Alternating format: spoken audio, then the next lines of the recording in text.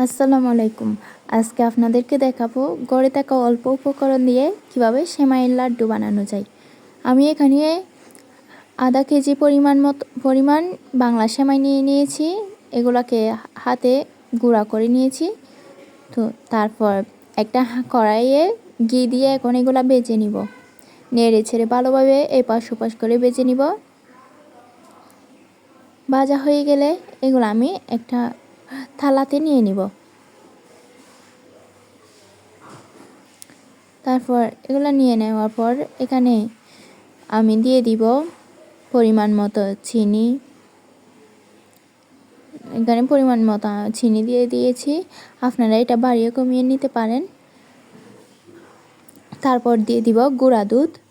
গুঁড়া দুধটা অবশ্যই দেওয়ার চেষ্টা করবেন, এতে টেস্টটা ভালো হয়। তারপর এখানে একটা ডিম দিয়ে দিব।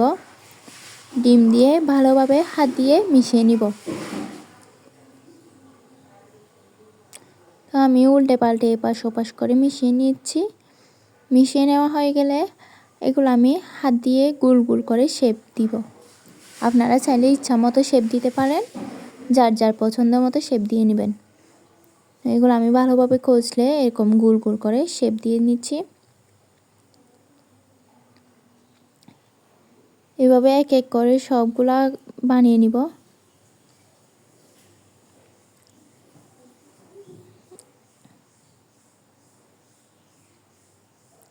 এইভাবে আমি সবগুলা বানিয়ে নিয়েছি। তারপর এক এক করে আরেকটা প্লেটে তুলে নিব।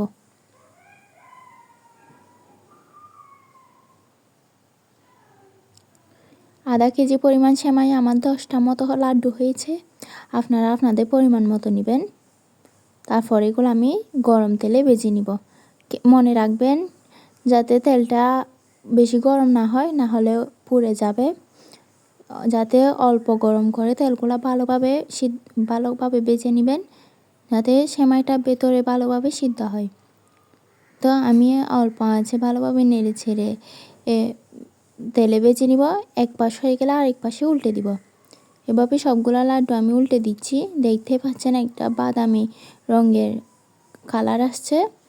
তারপর এগুলা আমি উল্টে দিব সবগুলা। এই তো উভয় পাশে একই কালার চলে আসলে আমি সবগুলা তুলে নিব। এক এক করে সবগুলা তুলে নিচ্ছি। খেতে অসাধারণ হয়েছে, অনেক মুচমুচে হয়েছে। আপনারা অবশ্যই ট্রাই করবেন ঘরে। একদম অল্প খরচে ঘরে থাকা অল্প উপকরণ দিয়ে তৈরি করতে পারবেন এটা।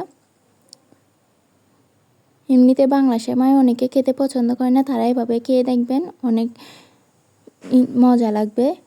এভাবে ট্রাই করে দেখতে পারেন, ইনশাল্লাহ ভালো লাগবে। আজকে এই পর্যন্ত, আবারও দেখা হবে। আসসালামু আলাইকুম।